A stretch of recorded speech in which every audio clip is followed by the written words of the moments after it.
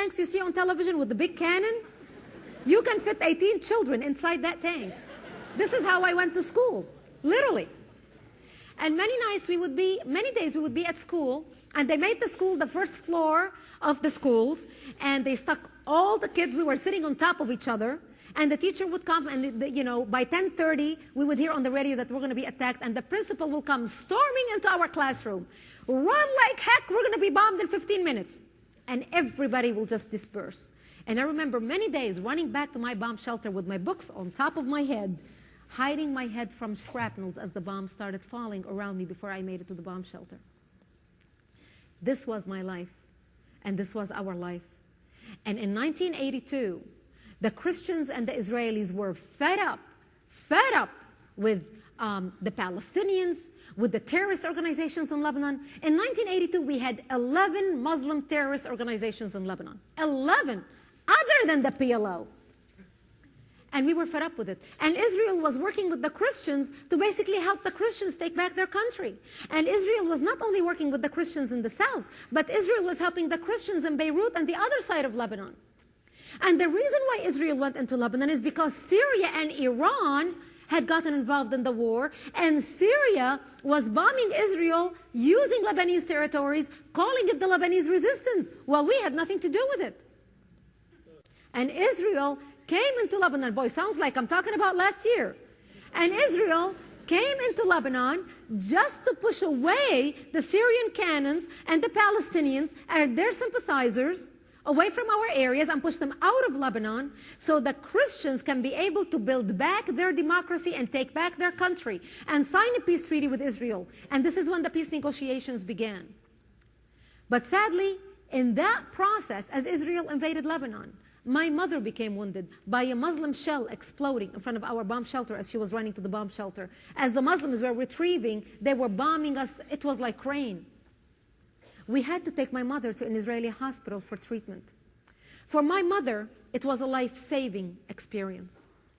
It literally saved her life. For me, it was a life-changing experience. Because up to that point, I knew since I was 10 years old that Israel saved our life. Israel was our friend. I didn't think of them as the enemy because, under 10 years old, you really don't have that much of an opinion. But after 10 years old, I knew they were our friends. But it wasn't until I went to Israel with my mother and I was alone for those 22 days in the hospital that changed my life. I remember, before we left to the hospital to give my mother first aid, my father handed me $60. He said, here's some money in case you need it, because he knew we were going to Israel for treatment. And I remember touching money for the first time in my life. Because when you live in a bomb shelter, you don't go shopping. I never had to deal with money. We lived very poor.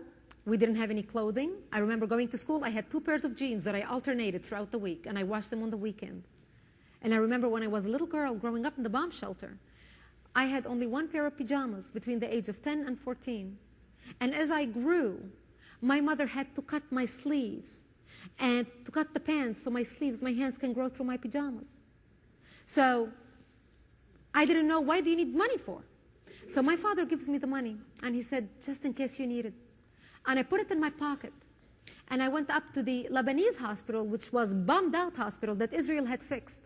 Israel had fixed up 1 room and put 1 Israeli doctor on duty and 2 Israeli nurses to take care of first aid, to give first aid to victims who were wounded in the war, so they may be to survive enough until they get to a hospital in Israel. So the doctor gave my mother first aid, and they put her in an Israeli-donated ambulance to drive us to the border, which was a 10-minute drive. The driver was a Lebanese driver. He was actually an acquaintance of the family. We got in the ambulance, and we literally flew to Israel under the bombs. We got to the Israeli border.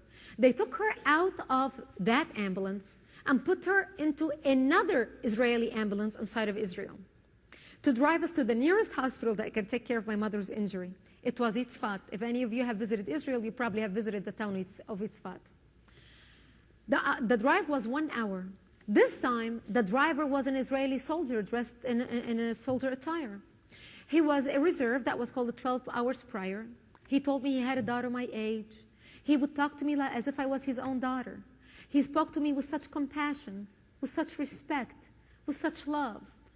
He can see the insecurity, the fear in my eyes. I was worried about my mother, worried about what was happening to her. She was unconscious, fading in and out in the back of the ambulance. That driver would talk to me. He turned on the radio. He would tell me how far Israel was advancing into Lebanon. He would talk to my mother, and she would make, painful noises because she was in pain. And he would tell her, don't worry, we'll be in the hospital just 5 minutes, just 10 minutes. And he must have said that 10 times just to calm her. And I remember getting into the hospital in Israel. And they opened the ambulance doors, and they took my mother into the emergency room. And I remember walking around to the Israeli driver to give him the money for the ambulance. And he asked me, what is this for? And I said, this is the money I have left, and it's your fee for the ambulance. And he looked at me and he said, you don't owe me any money. This is a free service from us to you. Please keep your money and take good care of your mother.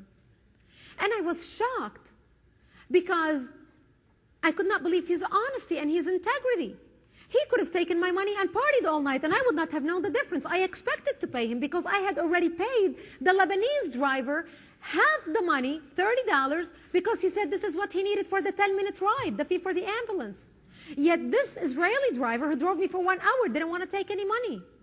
I became upset because I realized that the Lebanese driver robbed me. He stole my money. That was my first lesson in the difference of values and character between the Israeli people and the Arabic people. We got into the emergency room, and there were hundreds of people wounded on the floor. It was literally a war scene. People were laying on the floor. There were not enough beds to put people on. And people were brought in from all over Lebanon. There were Israeli soldiers wounded in the war brought in from Lebanon. There were a terrorist brought in. There were Muslim Lebanese brought in, Christian Lebanese brought in. Everyone was treated together, and I couldn't believe my eyes. I said to myself, I can understand why they are treating me. I am their ally. I am their friend. I'm a Christian. But why the heck are they treating the Muslims and the Palestinians, fully knowing that these guys will slit their throat in 30 seconds if they get a chance? Little did I know about the values and the character of the Israeli people. The doctors treated everyone according to their injury. They did not differentiate. They did not see nationality. They did not see religion. They did not see color. They did not see background. They could care less. They never asked me if I was a Christian or a Muslim. The doctor treated my mother before he treated the Israeli soldier laying next to her. I couldn't believe my eyes. They took my mother to the 4th floor of the hospital. And we were there 5 minutes. They had gotten her in. 2 other Lebanese ladies, Muslim ladies, were brought in that morning in the same room. And they put my mother in the bed between the 2 of them. And we were just sitting there. Barely I had just sat on my chair. And I heard all this commotion outside our window. And people were running from the nurse's station through our room and out to the balcony to see what was happening. And I walked out to the balcony to see what was that noise. And 2 Israeli helicopters had just landed, bringing in people from Lebanon, soldiers, Israeli soldiers wounded in the war. And I remember standing at that balcony, looking down at that scene, feeling brokenhearted, feeling sick to my stomach, feeling humiliated, feeling embarrassed, feeling out of place. After all these people are wounded because of the war with my country. I felt ashamed. I didn't make eye contact with the people standing next to me, and the balcony was full on both sides. It was full with families of Israeli soldiers who were wounded, who were in the hospital. And I didn't want to make eye contact with anyone because I did not know how they're going to react to me. And I continued looking down. And out of nowhere, I feel this tapping on my shoulder. And I look to my side, and an Israeli nurse was standing next to me.